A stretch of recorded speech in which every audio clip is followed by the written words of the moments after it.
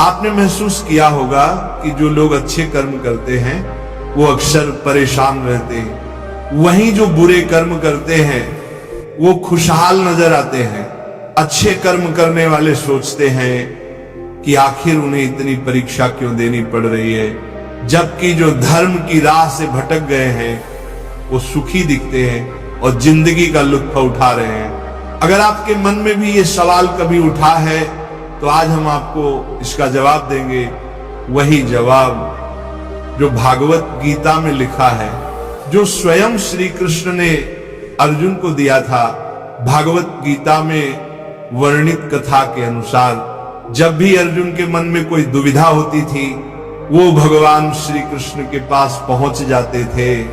एक बार की बात है, अर्जुन ने भगवान श्री कृष्ण से कहा, हे माधव, मैं दुविधा में हूं और इसका उत्तर केवल आप ही दे सकते हैं। श्री कृष्ण मुस्कुराए और बोले, क्या सवाल है पार्थ?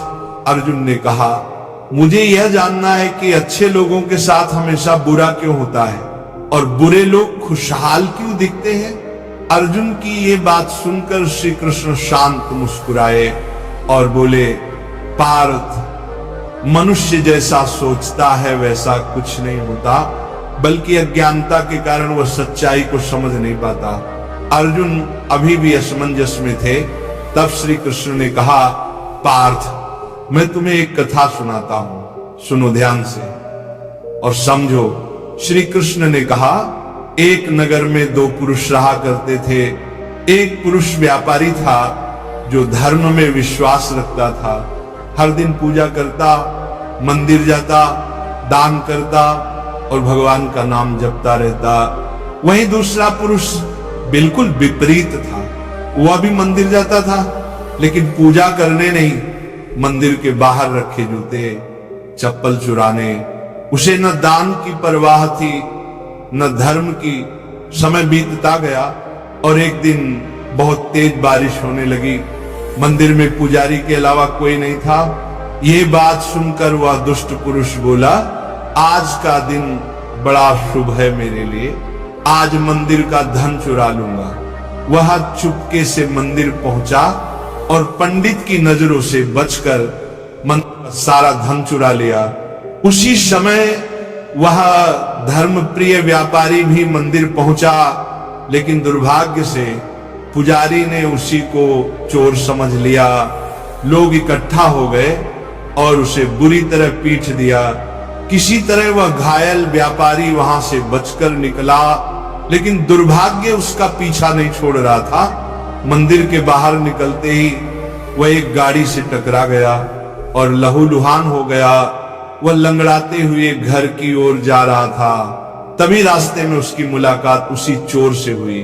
चोर हंसते हुए बोला, देखो आज मेरी किस्मत कैसे चमक गई, इतना धन एक साथ मिल गया। ये सुनकर व्यापारी का हृदय टूट गया। उसने घर लौटकर भगवान की सारी तस्वीरें उतार दी और बोला, हे प्रभु, अगर यही न्याय है तो मैं अब आपकी आराधना नहीं करूंगा। समय बीता, दोनों की मृत्यु हो गई। जब वे यमराज की सभा में पहुंचे तो धर्मप्रिय व्यापारी ने उस चोर को देखा और क्रोधित होकर बोला, हे यमराज, मैंने सदा अच्छे कर्म किए, दान दिया, पूजा की, किसी का बुरा नहीं चाहा, फिर भी मुझे जीवन भर दर्द और अपमान मिला। और ये व्यक्ति जिसने चोरी की उसे सुख और धन मिला, क्यों?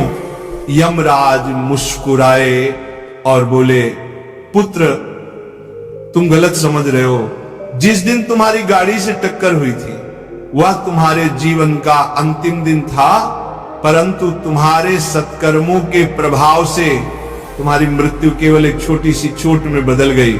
और ये व्यक्ति जिसके भाग्य में राजयोग लिखा था, अपने अधर्म और दुष्कर्मों के कारण उसका वह राजयोग केवल एक छोटी सी धन की पोटली में बदल गया।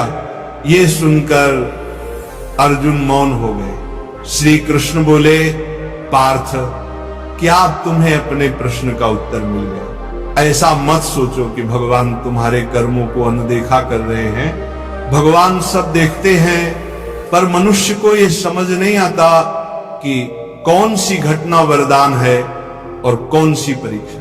अच्छे कर्मों का फल अवश्य मिलता है पार्थ, कभी तुरंत कभी देर से, पर मिलता अवश्य है। इसलिए अपने अच्छे कर्मों को बदलना मत, क्योंकि कर्म कभी व्यर्थ नहीं जाता।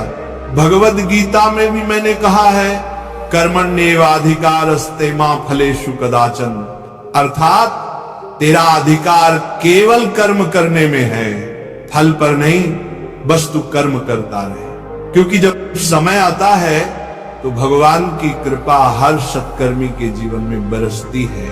प्यारे भक्तों, इसलिए सच्चा साधक वही है जो परिस्थितियों से नहीं, अपने कर्म और विश्वास से चलता है। अच्छे कर्म करते रहो, क्योंकि प्रभु का न्याय मौन है।